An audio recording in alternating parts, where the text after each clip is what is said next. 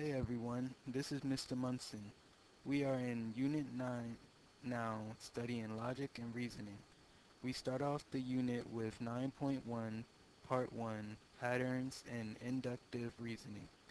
This episode of the lesson video is dedicated to Deontay who loves chicken, and so do I. Bet I know you do too. Feel free to put this video on pause and imagine finishing off this meal. When you are ready, wash your hands. Well, we don't want to get the keyboard messy, right? And then press play to get started. Okay, so let's go ahead and get started. We're going to be looking at, in this chapter, or this section, a thing called inductive reasoning. And basically, this is the kind of reasoning that you would use if you just see a pattern unfolding. It doesn't mean that the answer is going to be definitely true. It's not like a logical argument. It's just more of an inductive argument. For instance, see if you can guess what the next number is as I say the pattern. Okay, so here we go. 1, 2, 3. Hopefully 4 just popped into your head because you understood that there was a pattern unfolding. You were familiar with that pattern, and you said the number 4 in your head or out loud. Okay, that's called inductive reasoning. It doesn't mean it has to be 4. It just means that as you see the pattern unfolding as it is, it makes sense it would be 4. So here's a definition I want you to write down. And basically, inductive reasoning is a reasoning based on patterns you observe, okay? So take a look at these patterns, put me on pause, and see if you can come up with what the next 3 things are in the pattern, the X, Y, Z. All right, so one of the things I do, I start looking at the first number and saying to myself, how do I get to the next number? I saw that I could add 6, but when I took that add 6 to 9, I don't get 27, so I knew adding wasn't going to work. So then I thought, how else can I turn a 3 into a 9? I can multiply times 3. So then I checked the pattern. If I multiply 9 times 3, I get 27. If I multiply 27 by 3, I get 81. So I figured out the pattern, and so my X, Y, and Z is found. Let's move on. All right, here's a little easier pattern for most. See if you can do this one.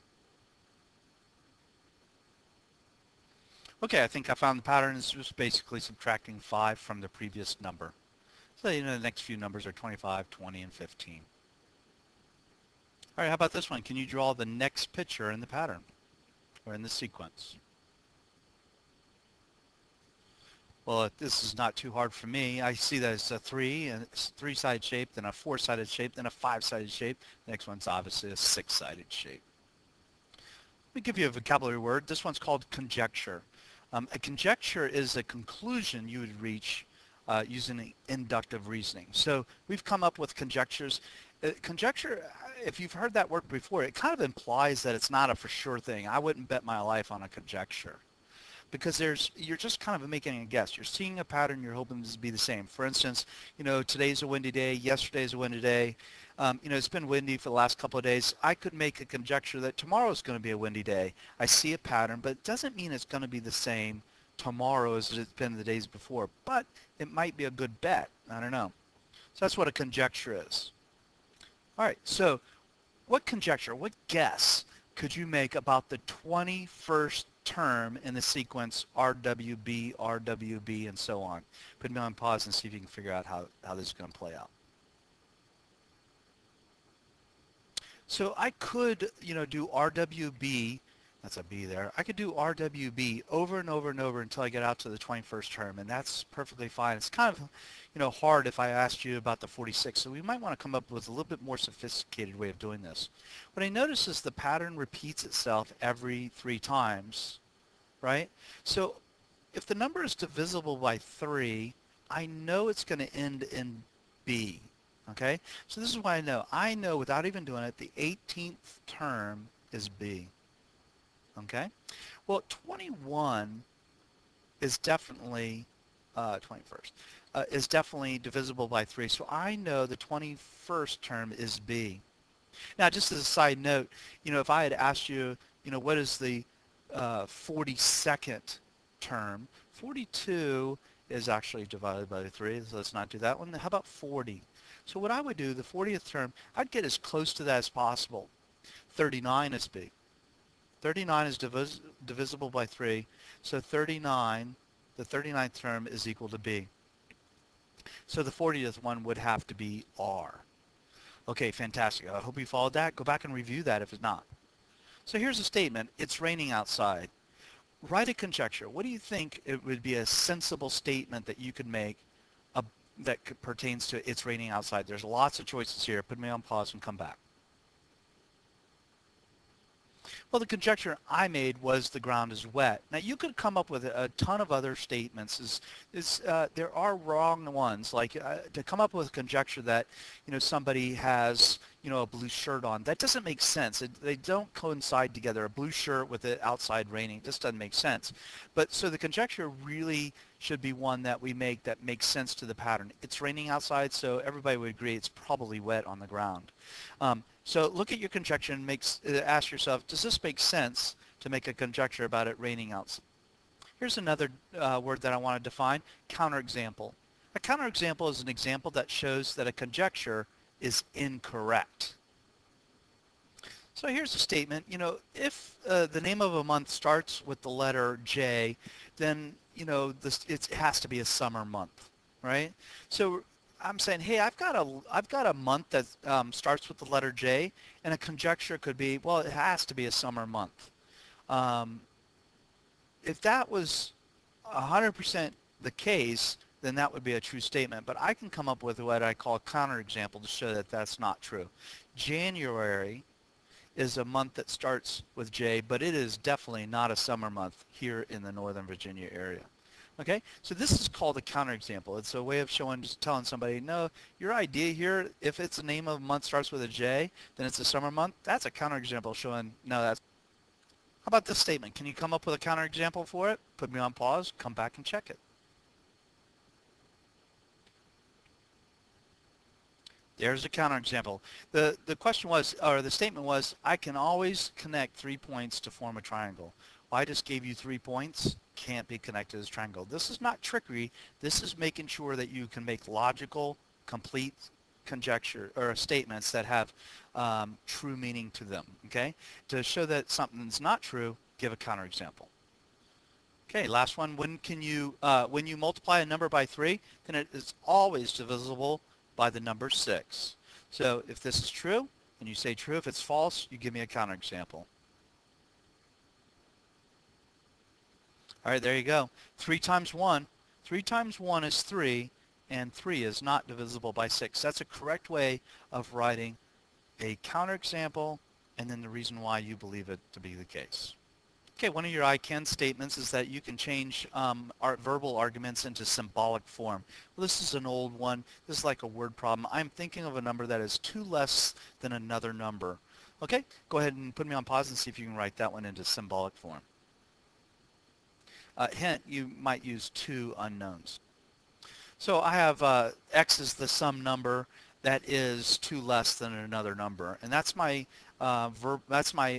symbolic form of that argument. Okay, is typically the equal sign, and less always relates to subtraction. Now, one of the things, the symbol for and can be a plus, but when we're talking about statements like shoes and hats, I don't add shoes and hats. So what I do is I use this symbol. It's like an upside down caret or part of an A. And I remember that one because it's like and. So what I'm going to do is I'm going to do wears shoes and wears a hat. Okay? So that's changing that into a symbolic form. Definition. Conditional statement is an if-then statement. So let's change this into symbolic forms. One of the things that you want to know is this symbol right here means the word then. Okay? So I just can write in symbol form. So what we'll do is these things typically follow this form. Okay? P and Q represent some statements, and then the then is in between it. Okay? So let's just do this. Let's use this as the symbols for the, if I go to the store, then I have a car. Okay? So let's just use S for store. Then I have a car, okay? And that just kind of distills down those long words into a couple little quick symbols, okay? Now there's different ones I could use. This is just the ones I would use to represent if I go to the store, then I have a car.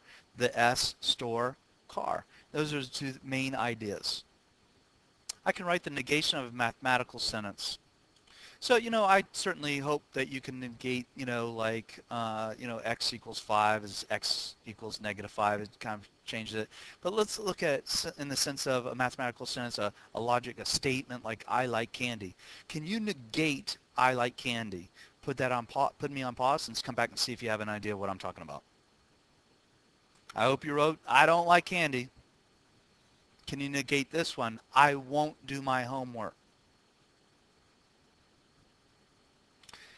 I will do my homework. Now, I can change the black one into symbolic form. I'm going to write it like this, right? I'm going to put this little squiggly line there. It means negation, okay? Not homework. I won't do my homework. It just gives me an idea of what I'm working with. The other one would be homework. So these are opposites of each other, right? One's negated. When you negate a negative, it becomes a positive and so on. How about this one? The board's length is 25. I certainly could have written words. Board's length is not 25. I decided to write it as symbols. B being the board's length. The negation is not equal to 25. Whatever. How about this one? X equals 25. X is not equal to 25. So this one has an or. Now, if you remember before, I said the and was that that caret that's kind of going up and down. Or is the other way. Okay? Go ahead and see if you can write this statement using that symbol. This is mine. S being store and BR being bread, right? So if I go to the store, or I buy bread. It's like shorthand, right? I wear shoes and I never wear a hat. I would put that not sign in there representing that never, right? Never is kind of a negation kind of idea. So wear shoes and not wear hat. Okay, it's kind of like shorthand. Well, that went fast. We're already up to 11 minutes. What I want you to do is go ahead and do these problems. Hopefully this is very quick for you. If you're assigned part 2 video, go ahead and move on to that after doing these 5 statements. I'm going to scroll through this so you can see it in bigger format.